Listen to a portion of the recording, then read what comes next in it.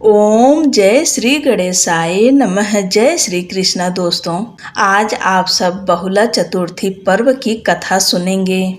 आप बहुला चतुर्थी का व्रत रखते हैं तो भी, नहीं रखते हैं तो भी आज के दिन चतुर्थी व्रत कथा अवश्य सुनना चाहिए। इससे भगवान गणेश की कृपा बच्चों के ऊपर सदैव बनी रहती है। आप सभी को बहुला चौथ की ढेर सारी शुभकामनाएं। बहुला चतुर्थी के अवसर पर हम सभी पशुओं के प्रति अपने प्रेम और कृतज्ञता की भावना को प्रकट करते हैं। लेकिन क्या आप जानते हैं कि बहुला चतुर्थी का पर्व क्यों मनाया जाता है और इस पर्व को मनाने की प्रथा किस प्रकार शुरू हुई? इससे संबंधित गाय और शेर की कहानी बेहद प्रचलित है।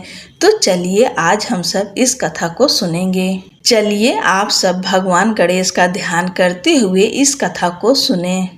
एक बार नंद बाबा की गौशाला में श्री कृष्ण जी को बहुला नामक एक गाय से बेहद लगाव हो जाता है। उस गाय का छोटा बछड़ा भी गौशाला में उसके साथ रहता था। भगवान श्री कृष्ण अपना अधिकतर समय इसी बहुला नामक गाय के साथ बिताते थे।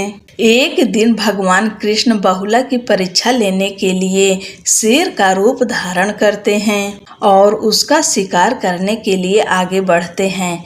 तभी बहुला प्रार्थना करते हुए कहती है कि आप अभी मेरा शिकार ना करें। मेरा बछड़ा सुबह से भूखा है, मुझे उसे दूध पिलाना है। मैं उसे दूध पिलाकर वापस लौट कर आऊंगी, तब आप मेरा शिकार कर लेना। ऐसा कहकर वह बहुत मुश्किल से वापस घर आने की अनुमति लेती है। नंद जी की गौशाला आने के बाद बहुला अपने बछड़े को खूब प्यार दुलार करती है और फिर दूध पिलाकर वापस उसी शेर के पास चली जाती है।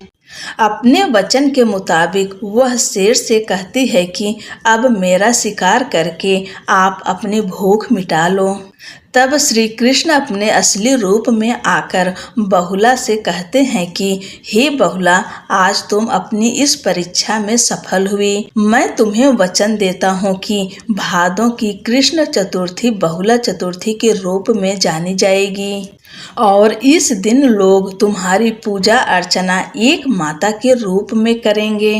तभी से जो भी व्यक्ति इस व्रत को रखता है उसकी सभी मनोकामनाएं पूर्ण होती हैं और साथ ही उसे सभी सुखों की प्राप्ति भी होती है। इस दिन गौ माता की पूरी श्रद्धा के साथ पूजा अर्चना की जाती है, क्योंकि जिस प्रकार माता अपने बच्चे को दूध पिलाकर उनका पालन पोषण करती हैं, ठीक उसी तरह गौ माता भी मनुष्यों का पालन पोषण और रक्षा करती हैं। यह व्रत रखने से सभी मानसिक और शारीरिक रोग एवं कष्टों से मुक्ति मिलती है। साथ ही संतान और सुख संपत्ति की भी प्राप्ति होती है। हम आशा करते हैं कि भगवान श्री कृष्ण बहुला के भांति ही आप सभी भक्तों की मनोकामना पूर्ण कर उनकी रक्षा करें। बोलो गणपति महाराज की जय।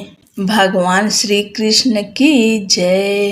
पौराणिक कथा के अनुसार एक बार सभी देवता किसी बड़ी विपदा में फंस गए। वे अपनी समस्या लेकर भगवान शिव के पास पहुँचे। उस समय भगवान शिव के साथ उनके पुत्र कार्तिकेय और गणेश जी भी बैठे थे। देवताओं की बात सुनकर शिव जी ने उनसे पूछा कि कौन उनकी समस्या का समाधान कर सकता है। इस पर दोनों पुत्रों ने स्वयं को सक्षम बताया।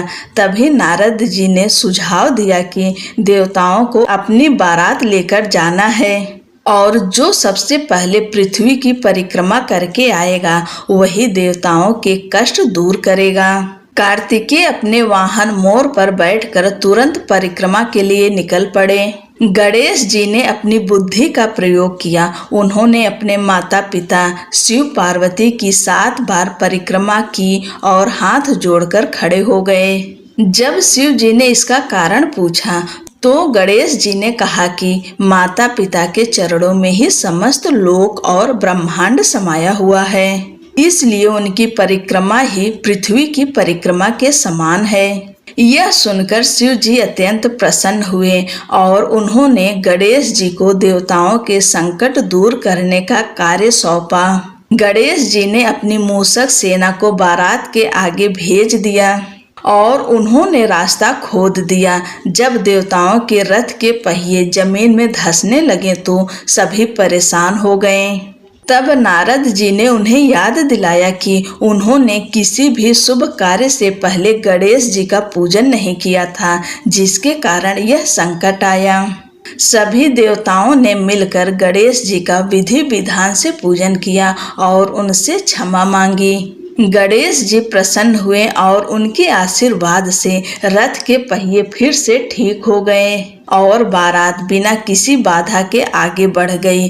तभी से यह मान्यता है कि किसी भी शुभ कार्य से पहले भगवान गणेश की पूजा करने से सभी विघ्न दूर हो जाते हैं। बोलो गणपति महाराज की जय।